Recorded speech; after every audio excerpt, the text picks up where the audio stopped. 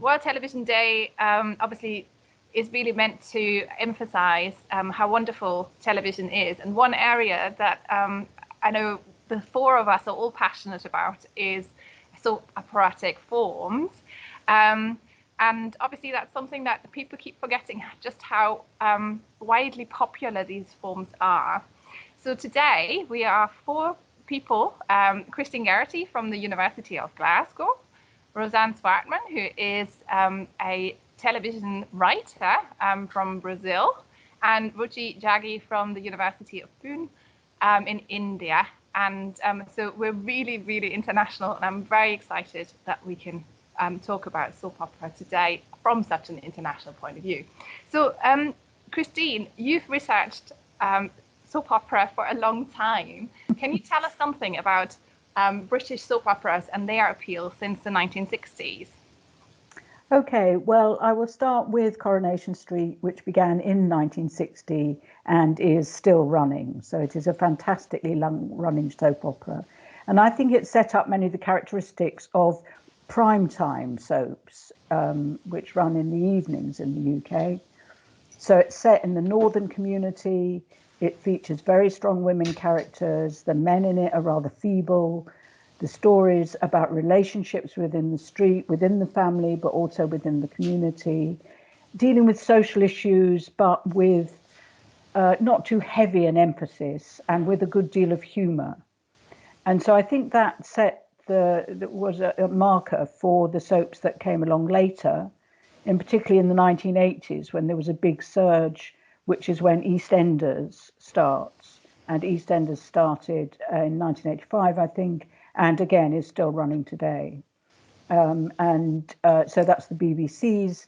That's set in London in a very multi-ethnic community in the East End. Again, lots of stories, lots of drama, perhaps more dramatic than Coronation Street, less humorous. And Hollyoaks was developed by Channel 4 for a younger audience, which were already hooked on Australian soaps. I mean, Britain is the great home of Neighbours and Home and Away. So I think broadly, British soaps are continuous. So they're on 2 or 3 times a week, every week of the year. They're serial dramas. They don't necessarily rely on huge cliffhangers all the time. It's more about joining the street and seeing what's going on in the square. And that they have big audiences, given that audiences for broadcast television these days are more reduced. And so far, unlike, for instance, in the US, where the soap operas have become very unfashionable, as it were, I think EastEnders and Coronation Street still hold their own. And indeed, Hollyoaks as well. Hollyoaks Yes. it's very, very popular with my students, and obviously being based up here in Liverpool, it means it's also really a destination for my students in terms of work. Shall we maybe watch a little clip of the first episode of Coronation Street, just to remind us how wonderful that program was? I mean, I think one thing that is just worth noting there is that although it clearly is about working class characters, many of the settings are small businesses, as she says, small shops, pubs, little, small clothing factories, and that persists in British soaps. That's interesting. Okay, Rosane, what about telenovela? Because obviously that's like a massive form international, isn't it?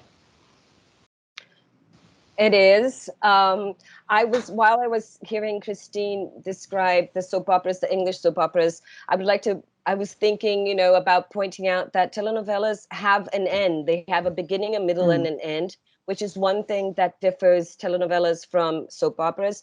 They can be historical pieces, they can be fantasy pieces, or based on reality. So that's another difference. But of course, the melodrama is there. They always have cliffhangers. They survive on cliffhangers and plot twists. And so I think those would be maybe the main differences between soap operas and telenovelas, just pointing out. But they still do have massive audiences in Brazil. They are exhibited during prime time. And also, even though they're a Latin American narrative matrix, they travel a lot. So one of the telenovelas I wrote, Total Dreamer, was sold to 135 different territories and very different places, including, India, South Africa, Germany, Georgia, Israel. And so I even copied out, the list here, but like Macedonia, Bolivia, Chile, Colombia, Russia, Sudan and Nigeria, and even countries that I have no political relations between them. So I find that even though what's that Tolstoy's phrase, paint your village and be universal or be something. So it's something like that. So I figure that telenovelas are the Brazilian ones or Latin American ones, they have this Latin American matrix, but they're stories of, that inspirational stories or drama or the melodrama in it. They connect to people all around the world. That's really interesting. Shall we maybe watch a quick clip of Total Dreamer? Hopefully that will work. So you can tell that's the young adult core, right? You can tell that's that nucleus, and that this could be a scene from a young adult series, but it's actually in the telenovela in this effort to talk to such a wide audience. That's amazing. What about the Indian soap operas? Because they are obviously also incredibly popular, including, with diasporic audiences across the world. So one of my former PhD students, Meeta Lad, precisely looked into diasporic audiences of Indian soap operas. So what are they like, and what about their appeal? So, Elke, it's very different when you speak about India. What I see usually, largely from the conversation that I hear, there is a smooth transition from, say, something that you were watching on linear television to when it went to OTT. So, for example, telenovelas would have existed when they were on linear television, and now in different genres, formats, they also exist on as drama formats on OTT. So in India, that distinction is very, very clear. What we watch as soap opera or drama on Indian TV, as in linear television, as scheduled viewing, is very different from what we catch up as Indian drama content on any kind of streaming platforms. And therefore, the audiences that they have identified for themselves is very different. So the audience for this scheduled linear viewing, which watches the soap operas on this very traditional television, which in India still is like one of the most popular ways to consume content. This audience is very, it's watching very similar kind of soap operas. So of course the protagonist is a woman. They are extremely melodramatic. The whole conversation, it's fixed about so patriarchy is the context in which everything operates. Though the protagonist is a woman, but she's internalized and symbolic of like the patriarchal structure that the society kind of exhibits, and she's a staunch propagator of patriarchal ideology herself. But her whole struggle through the soap opera, through melodrama, is protecting the house and the hearth. That's her domain, and that's something that for the last 20 years hasn't changed. So Indian TV, if I can just tell you, it was in early 1990s that Indian TV got privatized. There was opening up of the economy. Before that, we only had government-run television.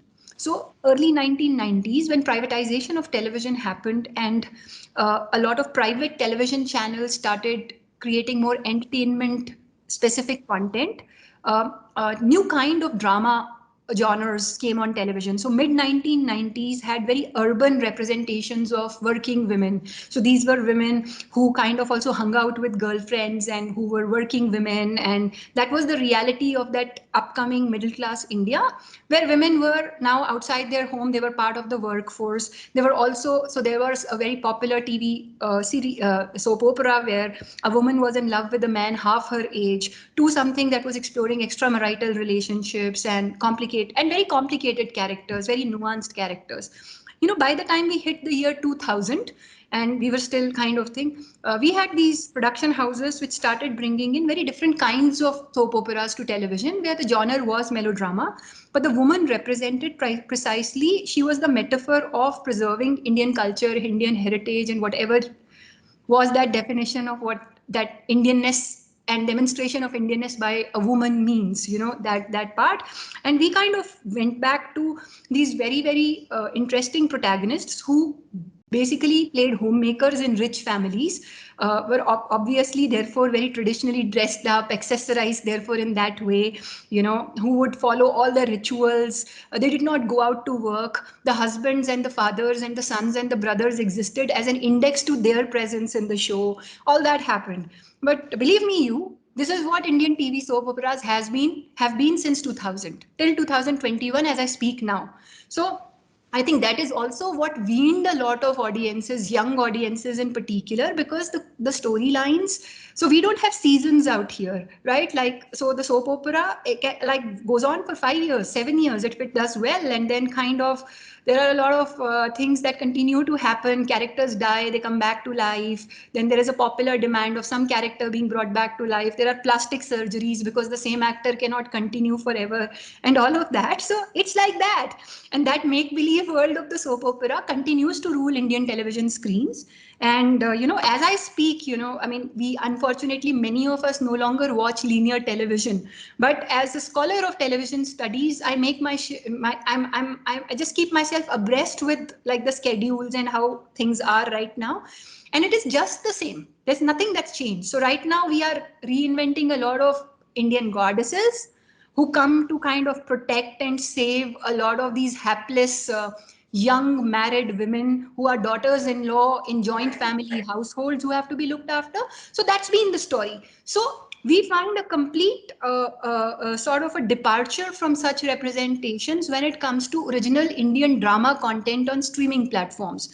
And I think it's all a function of audiences. Which is the audience? Where do you find it? So in a country like India, where 85% of homes still have linear television and they view it on TV, a country where 60% of the country is only connected with the internet and 40% is not, it's almost the world's one of the most populated countries, you have a huge audience for everything. So I think by that number game, it really works that they have created this very disparate sort of identities of what kind of drama content should go on linear television and what should be the kind of content that would attract the kind of niche audience they get for streaming platforms. So you get stronger, more complicated women characters on streaming. So it's like very nicely the virgin whore dichotomy that plays. So all these protagonists on Indian television screens are like an extension of the definition of the virgin, and the other binary is something that kind of gets placed on streaming platforms. So these are women who are sexless, who are virtuous and everything. Their only concern is the family. And those are the women who kind of give in to lust, and they are promiscuous also. They also possibly kind of are into relationships outside marriage, before marriage. But even then, there are more identities being explored out there. But even there, I'm seeing some sort of formulaic depictions coming back and very similar things happening to get a kind of audience. But I don't think I still have a strong argument to speak about that at the current juncture. Yeah, thank you. That is really interesting that you have this dichotomy, because I'm currently looking into a television drama from China, which was made originally by one of the state channels and streaming platforms, but the state channel had to drop out because it was getting politically too problematic. So it was just a streaming giant there, ET, and the interesting thing there is the soap opera form is actually derived from telenovela. So it really shows also the influence, the international influence of different soap operatic forms, even when there are, you have obviously the homemade productions, and it is very strongly focused on Chinese audiences, but also South Asian audiences. But at the same time, you have that international influence, and apparently it was Izora, the slave girl, which really had such enormous international success as well. I watched it on German television when I was a kid. So you can also see that even though we think of television soap operas often as very national, nevertheless they do operate in an international environment, don't they? The interesting thing about the story of Yangtze Palace is that it is extremely high end. It's extremely expensive, which is not what we normally think of when we think of soap opera. That'll do, I think, in terms of giving you a flavor of just how exquisite the visuals and everything is there. But what really strikes me about this one as well, and this is something that Christine, you've talked about in the past, is that we see increasingly also an element of masculinization, where we see basically, the fighting, which is obviously aimed to interest people who have more masculine interests, coming from Chinese martial arts film. We see also the role of men becoming more important in these dramas, etc. So I was wondering if we wanted to comment on that at all. I mean, I think that particularly with dramas that soap operas that centre on melodrama and romance, then obviously the men have to be a good deal more desirable than they were in early Coronation Street. So while I do think that Yangtze Palace is an extraordinary drama about femininity, clearly that does involve having lovers and kings and other men in it to fit that kind of romance narrative, actually, rather than necessarily melodramatic narrative. And I mean, I do think that British soaps have got more melodramatic since the 80s. I think the way in which emotions are expressed is more kind of volatile, more direct. There's more shouting and more crying. God, Coronation Street recently has been endlessly women crying. But I mean, so that makes me actually want to value the kind of realist dimension, the national dimension that those soaps have had I think in the UK, and also I think in Europe. I think it's true of Belgian and Netherlands soaps, that in a world where we get this endless global television, that actually television has a really important function in speaking to people about the world they actually live in. So I love to watch those Chinese programs or others, but they don't tell me very much about China, whereas I think that you can get a sense from Eastenders, however dramatic it's got, and of what issues there are that are bothering people in the UK to some extent, particularly young people, actually. Issues around identity, for instance, and growing up and negotiating with your parents and living in a particular place. These soap operas are set in different regions of the UK and try to reflect those regions. So I would want to argue for the importance, actually, perhaps of those Indian soap operas on lowly broadcast television, to actually, that they have a better chance of speaking to people about the world they live in than something that is hugely successful around the world. Netflix tells us there's only one story, really. You're only a story away from loving everybody. Well, that's good for Netflix, but it's not really true. And so I actually quite want to hold on in this context to some sense of national differences and some sense of reflecting the way the world, your society rubs against you in the soaps. That's really interesting. Ruchi, do you want to respond to that? Yeah, I mean, I think to think about it in the way that Christine talks about, I find it very interesting. I don't know if I can respond to it, because also very, very honestly saying this, India is very heterogeneous as a country, as a society, extremely heterogeneous. So also very difficult to say that there are some monolithic ideas of Indian identity or national identity that need to come out. What's happening is, unfortunately, that it's like the central Indian, sort of. So geographically, this I speak geographically. So up north in India, there is like this dominance of a very North Indian culture in media representations, especially when it comes to entertainment. And there is so much of regional TV, which represents the regional parts of India, different parts of India, that also is creating a lot of content and a lot of entertaining content and different soap operas. Now, what has happened over the last many years is that only the language is different. So in India, there are 28 to 30 official languages. So you do see a lot of linguistically diverse content coming from television in terms of soap operas from different parts of India, but it's just the language that's different.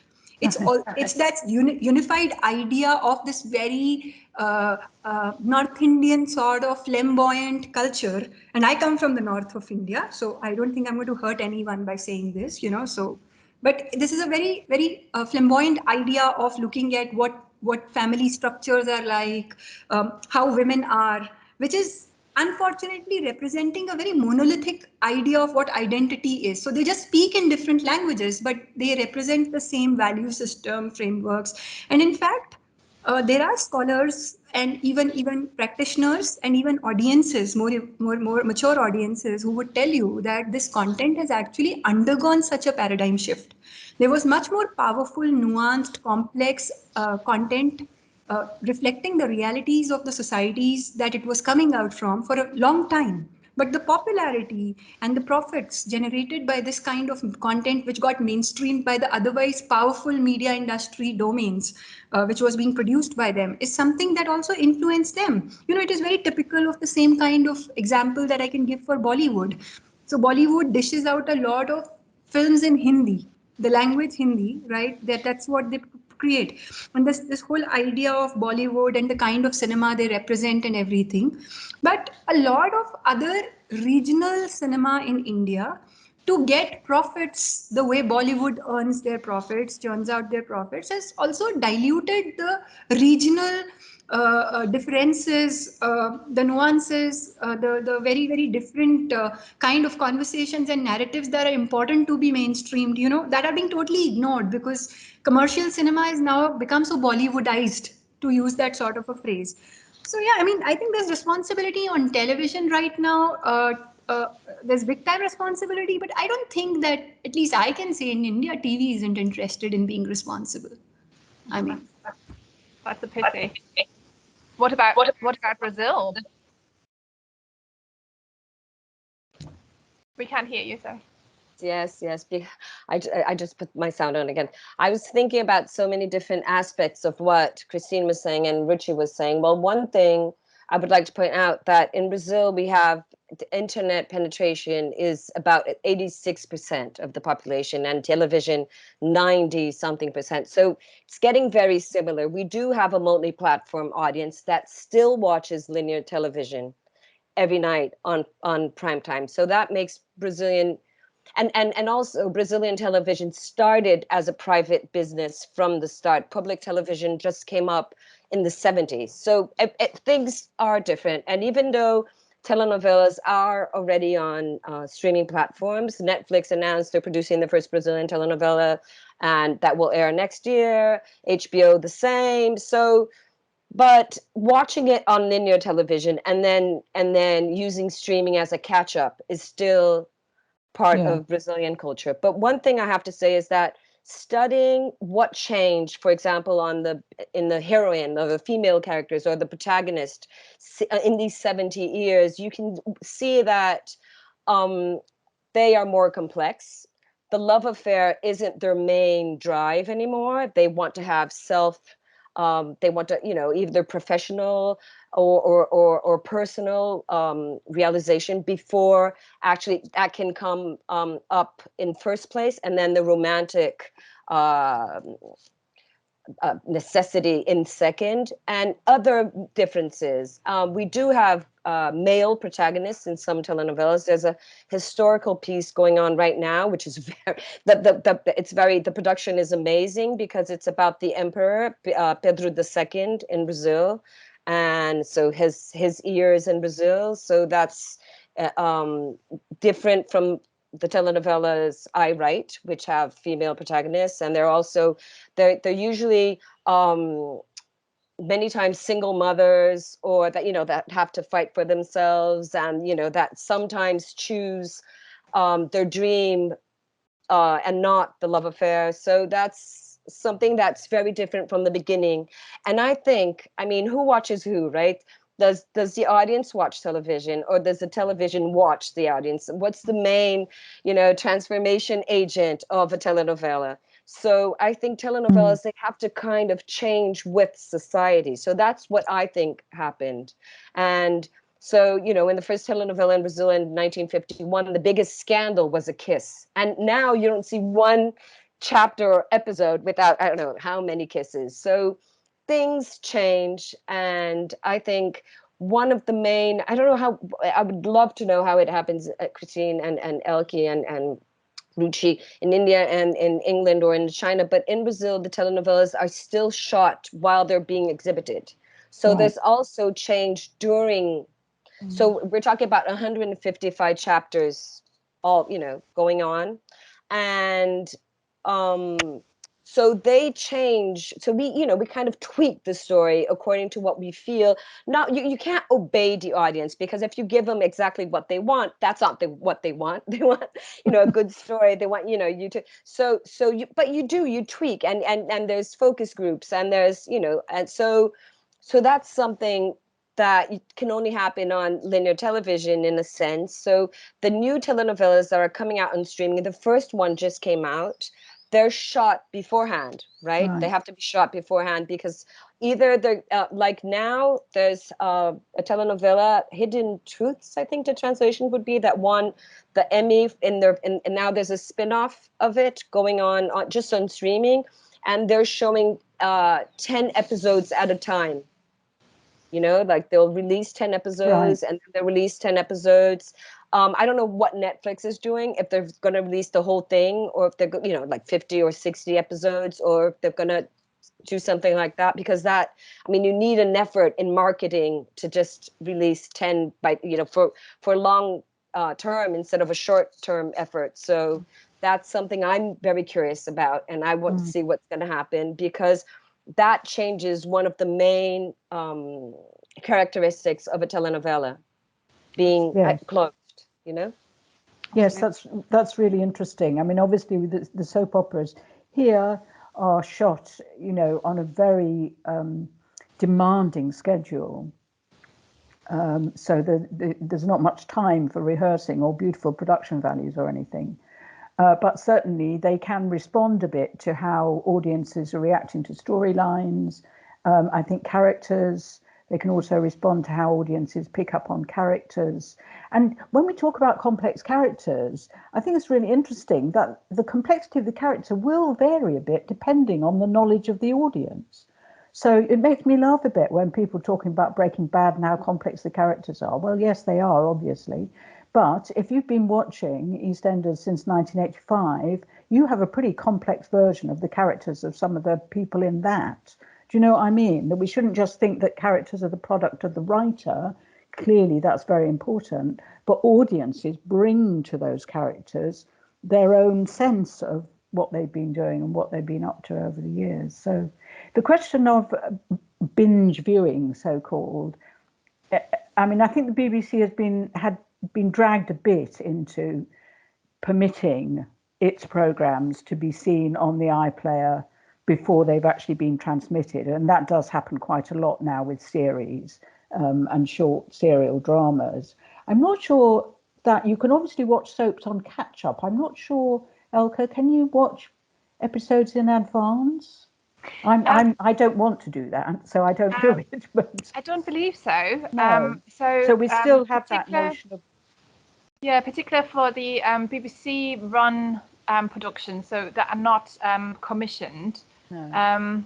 So I don't think ITV doesn't release Coronation Street in advance. So we still and that is still one of the advantages of linear television, is that it gives you a sense of waiting for something, anticipating it, and being in an audience that's watching it all together, kind of thing. I think that is still there, even though the 20 million that used to watch big episodes is no longer there. Absolutely. And I think that is a perfect ending to our wonderful discussion, because we went 10 minutes over the allotted time already, but it is so interesting. And you can see just how soap operatic forms really engage with the history of television, but also absolutely with what is going on right now. So thank you to all of you for your contributions.